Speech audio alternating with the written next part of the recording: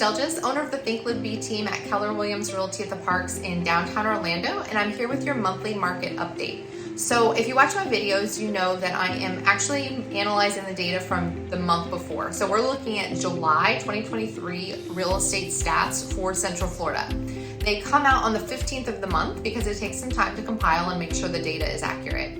So some things to note from July is we still have we're at like 2 months of inventory, which means that if no other new listings came on the market, all of the homes would sell in 2 months. That's still historically very low inventory. A normal market would be somewhere between 4 to 6 months of inventory. That would be like a balanced market. Anything above 5 or 6 months is going to be a buyer's market where the buyers are going to have more negotiating power.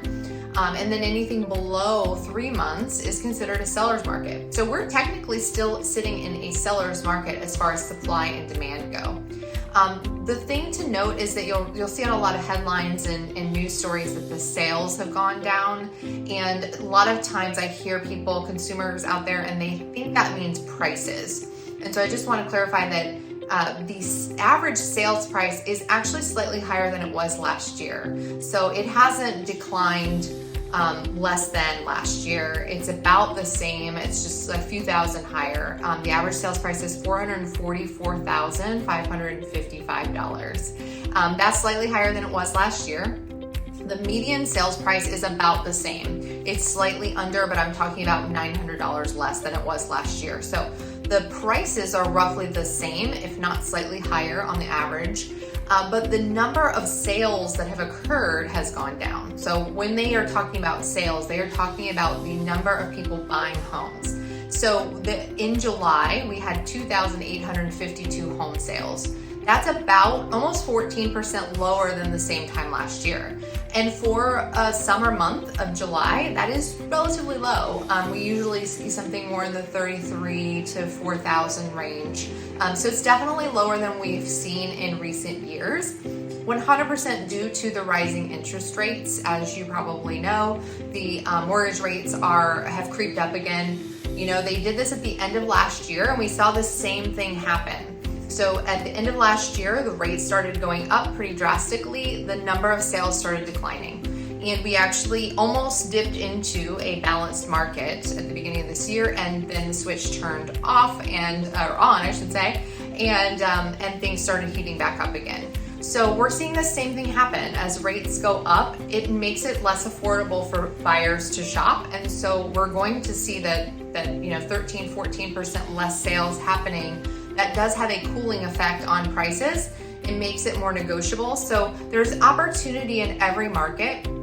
If you're a homeowner or a home buyer and you've been looking to buy a house over the last few years and you haven't been able to get your offer accepted, now is a good time. Now, you'll have to deal with the interest rates of today, but there are ways to negotiate to buy down a rate and to get into a more comfortable payment. So the point is, though, you won't have to deal with as much competition as you had in the previous years.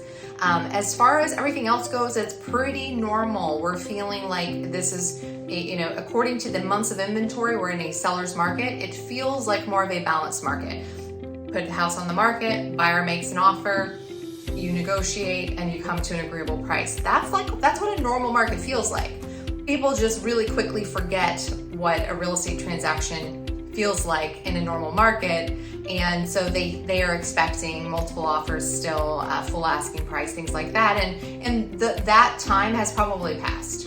We are definitely entering more of that balance where you go back and forth and you find an agreeable amount. The average list to sales price ratio is just about 97%. So just so you understand what that means, most sellers are now getting about 3% less than their asking price. That's pretty normal. If you look back on a 20-year history, that's about the normal, 96 to 97%. So again, it just feels like we're kind of back to where we were before the pandemic happened, where you can still get a great price as a seller. The prices are excellent. It will still sell a lot faster than a normal market. Your average days on market is 39. To get a house sold that quickly is above average. So just know that as a seller, there's a lot to like here, even with the rising rates.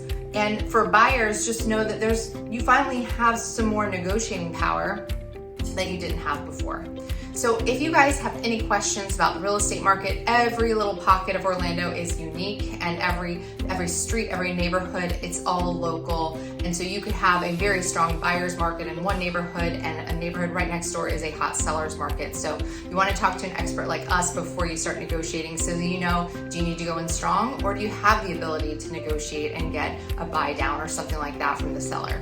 So give us a call and we'll walk you through whatever market you're actually entering.